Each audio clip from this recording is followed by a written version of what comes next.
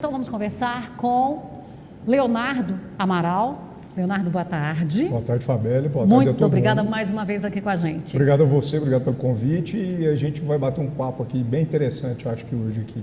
A hora que a gente já vê isso aí que a ministra falou, é essa mão e contramão. Mesmo em momento de pandemia, tem algumas ações, tem alguns serviços que não podem parar de jeito nenhum, né? Exatamente. Isso, inclusive, a Constituição, as leis regem sobre isso. Exatamente. A manutenção da cadeia alimentar, ela deve continuar.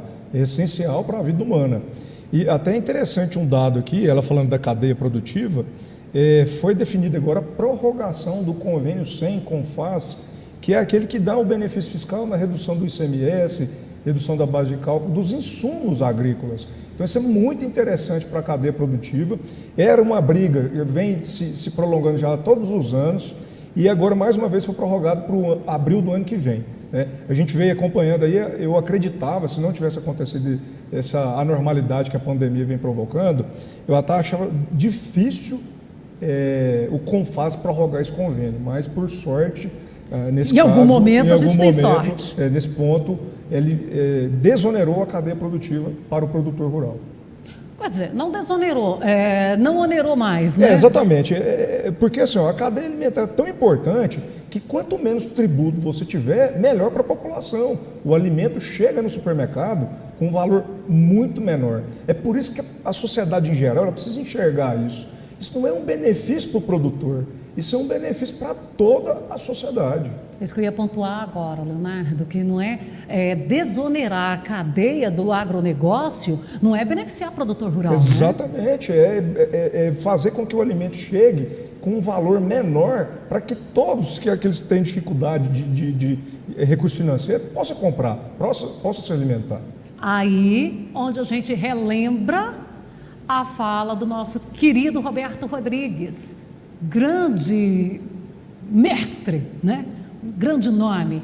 Quando um governo investe na agricultura, ele não está investindo em produtor rural, ele está investindo na paz do seu país. Porque uma coisa é um homem com fome e algo completamente sem controle é um homem que tem o seu filho com fome. Exatamente, Fabio.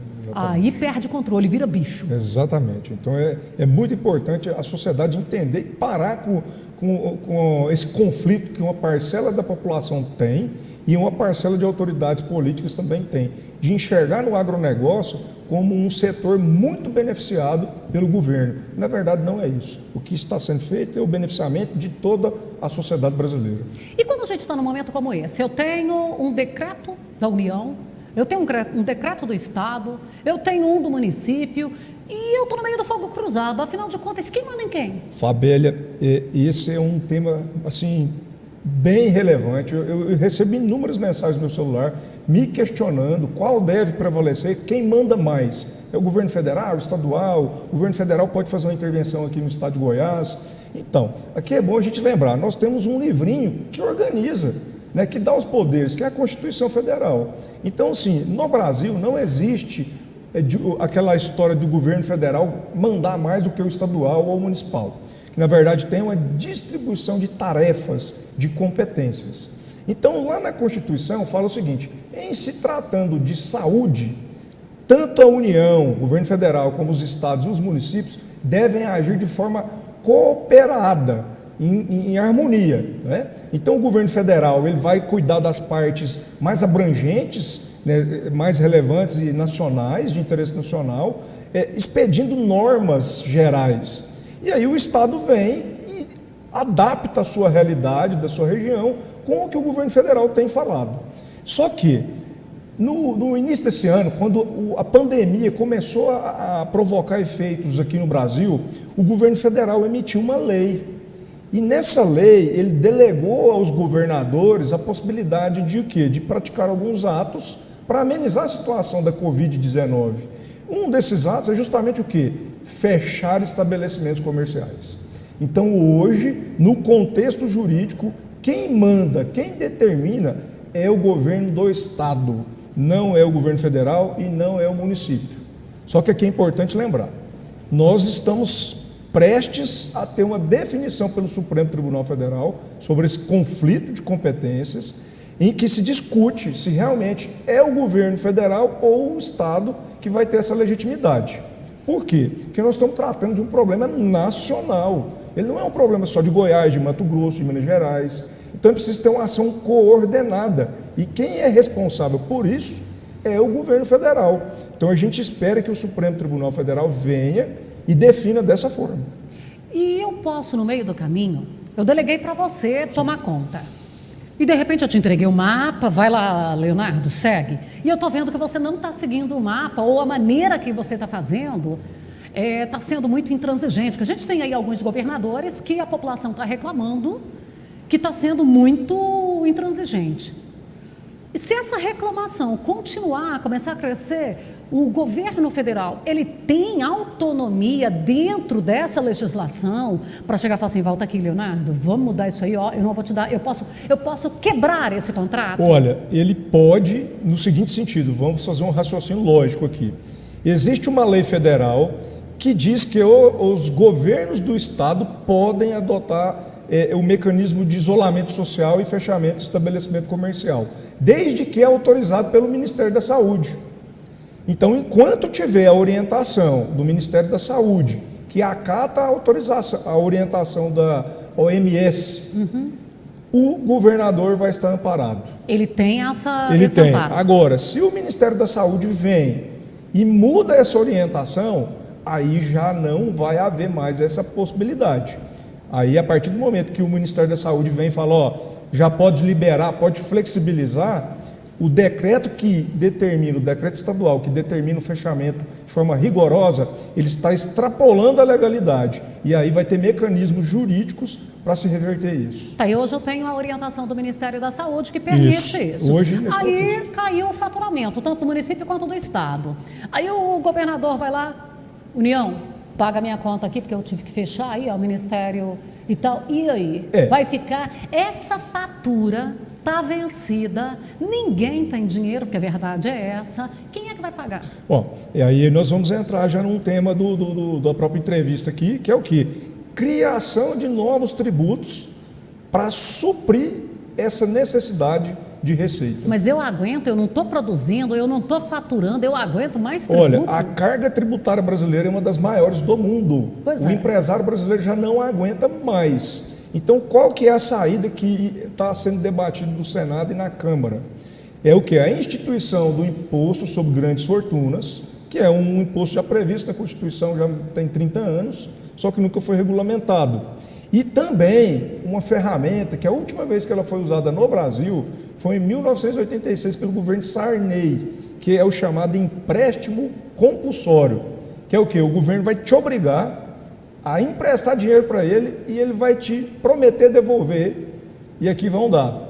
De 1986 até hoje teve gente que não recebeu. Então, assim, é uma ferramenta que a Constituição prevê que em casos de situações de calamidade pública, igual a gente está vivenciando, ou até mesmo guerra, o governo federal pode vir e te cobrar esse empréstimo compulsório. E aí eu posso levar um público aí a uma preocupação maior. E aí, assim, a gente fez uma análise desses dois tributos que estão sendo aí desenhados para se cobrar agora. Ele vai atingir diretamente o produtor rural. Aquelas pessoas que têm um patrimônio líquido acima de 20 milhões de reais, ele que vai ser o contribuinte. Então, propriedades rurais aí que facilmente a gente encontra no estado de Mato Grosso, Goiás e outras regiões, ultrapassam esse valor de 20 milhões. É normal, né? É normal. Então, especificamente, o produtor nesse ponto, ele tem que ficar alerta, porque a carga tributária para ele como pessoa física vai aumentar. Quando a gente fala aí dessa tributação, ela então já é bom aí ficar com a barba de molho. Agora, dá para a gente falar que isso aí também não é uma intenção do governo que nasceu de pandemia de coronavírus, né? Não, como eu disse, a previsão... Você está pegando carona no corona. Exatamente. Já existe a previsão já desde o início da Constituição Federal, tem 30 anos. Mas nunca foi regulamentado. Sempre foi um tabu. Primeiro assim, o que é grandes fortunas? Sempre foi discutindo. E aí agora, nesse projeto, de uma senadora do Maranhão, eu esqueci o nome da senadora, mas ela conceitua, ela fala só, grandes fortunas aqui, para a gente vai ser aquele que tem um patrimônio líquido acima de 22 milhões. E quem é que vai pagar? Só pessoa física. Pessoa jurídica vai pagar se ela tiver a sede dela fora do Brasil, mas tiver patrimônio aqui.